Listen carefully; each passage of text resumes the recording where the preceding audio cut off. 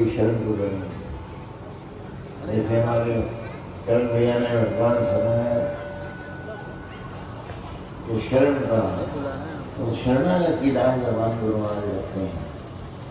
बशर्ते हम शरणागति हो जाए, जब हमारे मन में ये भाव आ जाता है कि हम शरणागत हैं,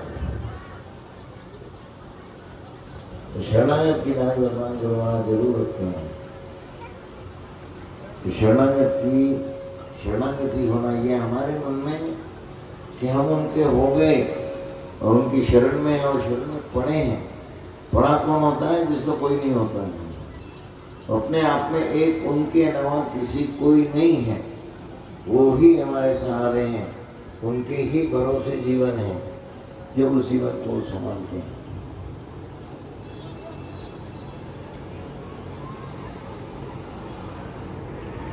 आज ये हनुमान जी के स्थान पे भगवान राम के, भगवान भोलेनाथ के, भगवान हनुमान जी के स्थान पे आपके हम शरणागति की प्रार्थना कर रहे हैं।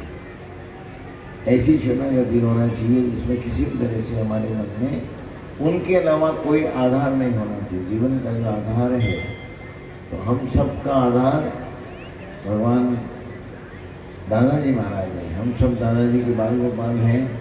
आज है दादाजी के सब भगत लोग जो हैं, जैसे हमारे भी भैया और जगह अपने खले में भी एक प्रोग्राम करते हैं खूब बड़ा, लेकिन बारिश की वजह से इंद्र भगवान ने प्रोग्राम यहाँ पे मंदिर में करवा दिया। खूब आनंद आ रहा है। और जितनी जगह 3-4-5 दिन से हम यहाँ भी महाराष्ट्र में, लेकिन भगवान गुरु महाराज जैसे शाम के समय जहाँ भजन सत्संग महिमन सब होता है, वहाँ पे भजन मौसम खुला जाता है। दिन में कल तो यहाँ पे शायद प्रकार के ओले भी गिरे, लेकिन गुरु महाराज की जहाँ जहाँ भी हम जा रहे हैं, गुरु महाराज की वजह से मौसम ठीक हो जाता है। ये क्या है? उनकी कृपा है। देखो गुरु कृपा कैसे होती है। गुरु महाराज की जो कृपा है वो प्रकृति को भी बदल देती है। देखो प्रकृति जो है, बारिश कल इसी समय खूब हुई और आज सब खुला है, भगवान की दया से सब हो रहा है। तो प्रकृति भी भगवान गुरु महाराज के वश में होती है। दादाजी प्रकृति को भी बदल सकते हैं। हमारे मन में सिर्फ विश्वास होना चाहिए कि वो सब कुछ कर सकते हैं। जब मन में ये विश्वास है सब कुछ कर सकते हैं, तो सब कुछ कर ही सकते हैं। और हमेशा शरणागति भगवान लाए रखते हैं। देखो हनुमान जी महाराज, भगवान राम और हनुमान जी की जो भी आपने कहानी सुनी है, ये वनवास के समय भगवान जो है राम जी सीता मैया के वियोग में और सीता मैया की खोज में कहाँ कहाँ गए, झाड़ों से पूछ रहे हैं, इससे पूछ रहे हैं, मुनियों से पूछ रहे हैं, वृक्षों से पूछ रहे हैं। लेकिन हनुमान जी, भगवान राम जो है विष्णु भगवान का अवतार है, भगवान हनुमान जी जो शिव का अवतार है, रुद्रावतार है। रुद्रावतार ने विष्णु अवतार की भगवान की मदद करी, इसलिए भगवान की भी भगवान मदद करते हैं। ये किस लिए करते हैं? हमारे दिखाने के लिए। नहीं तो भगवान को कोई आपत्ति थोड़ी आती है। लेकिन भगवान ने जानबूझ के संसारिक लीला करके और हमारे कोई उदाहरण दिया है कि देखो यदि ऐसा समय भी आया तो हनुमान जी के रूप में, रुद्र के रूप में मदद करके, जिस तरह से मैंने भगवान राम की मदद करके उनका बेड़ा पार किया, उनको विजय करवाई, उसी तरह से हमारी भी वो करा सकते हैं। इसीलिए हम जो हैं हनुमान जी महाराज के लिए, भगवान राम के लिए, भगवान कृष्ण भगवान के लिए मोटी मोटी बातें भगवान विष्णु भगवान के और भगवान शिव के दोनों में से किसी एक के भी यदि बनते हैं तो वो स्वयं तो रक्षा करते हैं, दया करते हैं, लेकिन यदि जरूरत आती है तो दूसरा अवतार रुद्र रूप भी उसमें हमारी मदद के लिए, हमारी समस्या को हल करने के लिए उनकी कृपा होती है। और हमारी तरह के भगवान रुद्र में उसी तरह से हमारे भी रुद्र रूप में भगवान दादाजी महाराज ने, बड़े दादाजी महाराज ने गौरीशंकर महाराज को भगवान रुद्र भोलेनाथ के रूप में दर्शन दिया। हमने पहले भी यह बताया कि गौरीशंकर महाराज ने संत इसीलिए बने थे कि मुझे भगवान भोलेनाथ के दर्शन हुए। 12 परिक्रमा के बाद गौरीशंकर महाराज ने रद्दा जी की 12 परिक्रमा लगाने के बाद भी जब उनको दर्शन नहीं हुए तो उन्होंने ये सोचा कि चलो भाई तो उम्र भी हो रही है, इसलिए अपना शरीर रद्दा जी में पूरा कर लेना चाहिए। लेकिन जैसे ही रद्दा किनारे हो गए अपना मनोरथ पूरा करने के लिए, डूबने के लिए, अपना शरीर पूरा करने के लिए, वही रद्दा मैया ने आके उनके हाथ की उंगली झटका दी और बोला मरने जाना है, डूबने जाना है, आत्महत्या करेगा। मैं इसको कैसे पता है? छोटी सी कन्या, 4 बजे की बात है, हेमन की कन्या ऐसा बोल रही है, तुम कौन? बोले मैं नारदा हूँ, जिसकी परिक्रमा लगाना वही हूँ। बोले मैं नहीं मानता। और आगे बढ़े, थोड़ा सा आगे बढ़ के फिर पानी की थोड़ा घुटने घुटने तक पानी आया, फिर माई ने बड़े रूप में आदमकद के रूप में उनके हाथ में ऐसे पकड़ा और पकड़ के उनके हाथ जोर से, ऐसे जोर से पकड़ा कि वो छुड़ा नहीं सके। बोले अच्छा मरने जाना है? तो बोले भाई आप कौन हो? बोले मैं रत्ना हूँ। बोले मुझे दर्शन दो। तो माँ ने चतुर्भुज रूप में भगवान माई ने उनको दर्शन दिए और दर्शन दे के जैसे दर्शन दिए वैसे उन्होंने प्रणाम किया। प्रणाम करने के बाद जैसे ही उन्होंने प्रणाम किया जैसे माँ ने बोला कि भाई तुम्हारा संत भी ना, तुम्हारी जो 12 परिक्रमा तुमने लगाई उसके सफल होने से मैं दर्शन दे दिया। नहीं तो मेरा दर्शन जो है इस तरह से दुर्लभ है, इतना सरल नहीं है, लेकिन तुमने 12 में की परिक्रमा लगाई है। गौरीशंकर महाराज ने बोला कि माई मैंने तो 12 परिक्रमा आपके दर्शन के लिए नहीं, भोलेनाथ का साक्षात्कार भोलेनाथ के दर्शन के लिए लगाई। बोले तुम्हारी जमात में, तुम्हारी जमात की सेवा से और तुम्हारी तपस्या से भगवान भोलेनाथ स्वयं तुम्हारे भंडार में जो है बर्तन मांज रहे हैं, भंडार बना रहे हैं। बोले वो कौन है? बोले केशव जी हैं।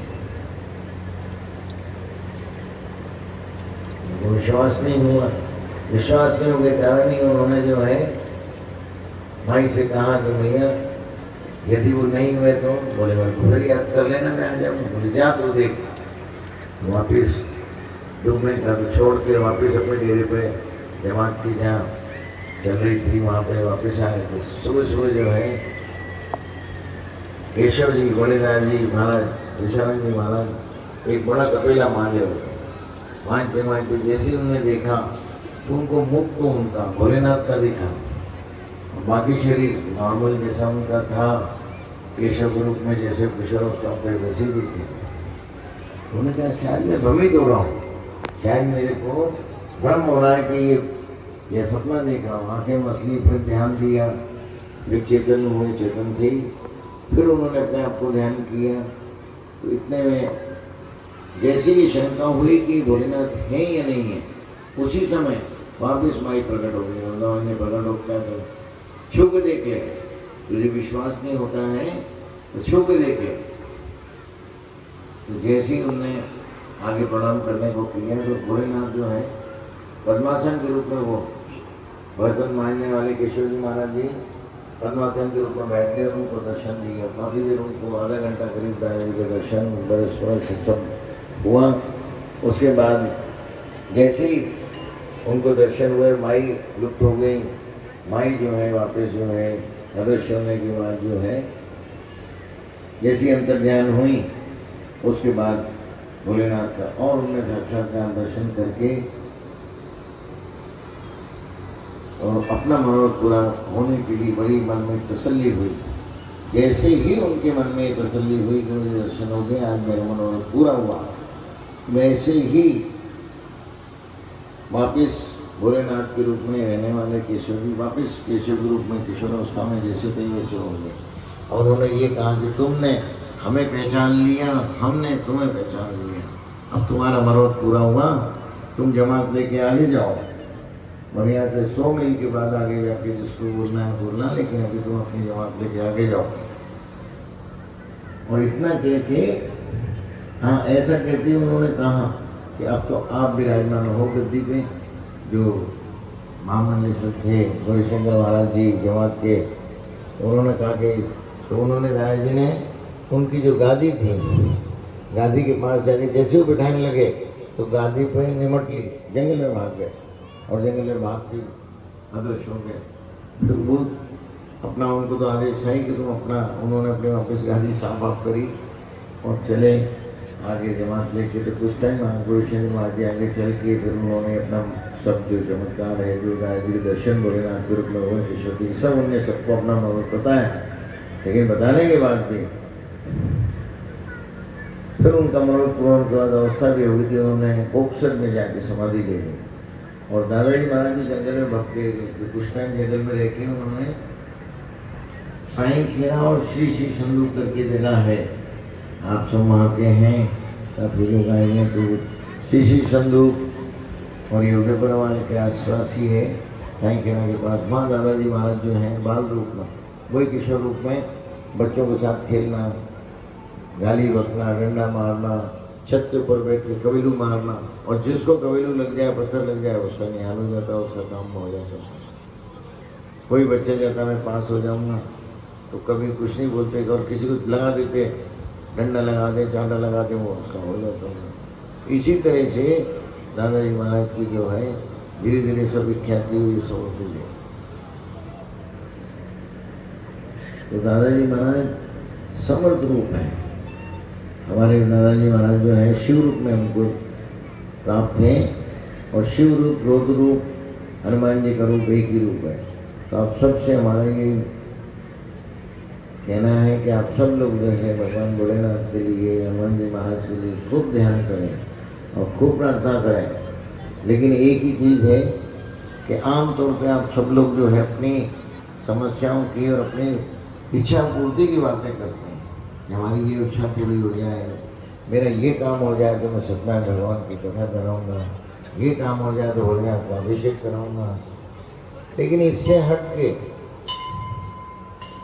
आप अपने, हमारा ये निवेदन है कि हम जिसलिए मनुष्य बने हैं, जिसलिए मनुष्य हमारा जन्म हुआ है, मनुष्य योनि मिली है, क्योंकि सभी योनियों में 84 लाख योनि में सबसे बड़ी योनि और सबसे श्रेष्ठ योनि जो है वो मनुष्य की है, क्योंकि मनुष्य के अंदर बुद्धि है। भगवान ने सभी योनि में सब चीज़ बनाई है, आँख नाक कान सब कुछ बनाया, लेकिन बुद्धि जो है मनुष्य को दी है। तो मनुष्य मात्र को जो बुद्धि दी वो इसीलिए दी है कि वो अपने कल्याण कर सके। और जो हमारा रूप है, क्योंकि हम, हमारी जो आत्मा है वो भी एक भगवान का ही रूप है, तो उस आत्मा के रूप में हम अपने आप को पहचानें, उस रूप को पहचान के और आत्मिक गति और मनुष्य जीवन का कल्याण के लिए, जिस तरह से गौरीशंकर महाराज ने भगवत प्राप्ति के लिए अपना जीवन, संत बने, सब बने। आप गृहस्थ वो चीज़ नहीं हो, लेकिन अपने आप में आपके हो जाएं, आप हमारे हो जाओ, ये यदि मांग लोगे तो समस्या तो अपने आप पूरी हो जाएगी। जब हम उनके हो जाएंगे तो कैसे काम नहीं होगा, हमारे काम तो अपने आप होंगे। लेकिन मन में ये भाव रखें कि हमारा मन जो है वो गुरु महाराज के, भगवान के चरणों में लगा रहे हैं, और आप हमारा जो मनुष्य जीवन बनने का कारण है उसको और अपनी शरणागति में लेके हमारा भजन में और अपने आप के विश्वास में विश्वास परिपूर्ण करें, और उस विश्वास में विराज के भक्ति प्रदान करें। ये यदि आप मांगेंगे तो बाकी सब चीज़ समस्या अपने आप हल हो जाएगी। जिस तरह से कोई बच्चा अच्छा पढ़ लिख जाए, IIT वगैरह हो जाए और अच्छे नंबर से IIT वगैरह पास हो जाएगा, अच्छे नंबर से किसी भी चीज़ में हो जाएगा, तो उसके लिए नौकरी मिलना कोई कठिन बात नहीं है। नौकरी मिलना और अच्छी जॉब मिलना या अच्छा रोजगार मिलना उस डिग्री वाले की कोई समस्या नहीं है, अपने आप होगा। तो उसी तरह से यदि हम भगवान के, गुरु महाराज के बन जाएंगे तो हमारी जो संसारिक समस्या है, जो आप आए दिन हमसे भी कहते रहते हो, सब हम भी सुनते हैं। तो आप जो कहते हैं कि भाई ये हो जाए, मेरा ये काम हो जाए, मेरे बच्चे की शादी हो जाए, मेरे बच्चे को पोता हो जाए, ये हो जाए, तो जितनी भी चीज़ें अपने आप होगी। लेकिन फिर भी सदगुरु से समस्या जो भी होती है, मनुष्य रूप है, तो समस्या जब भी ऐसी होगी जो हमारे प्रयास से नहीं हो, हम कोशिश कर रहे हैं फिर भी पूरी नहीं हो रही है, वो हम जरूर भगवान से गुरु महाराज से कह सकते हैं। जो गुरु उसी रूप में, मनुष्य रूप में, इसीलिए हमें गुरु मिलते हैं कि हम अपनी समस्या को उनसे कह सकें और उस समस्या के निदान के लिए जो कुछ भी वो जाप बताएं, मंत्र बताएं, जो कुछ भी वो उपदेश करें, जो भी आदेश करें, उसको हम लगन से करें, उससे जरूर परिपूर्णता होगी।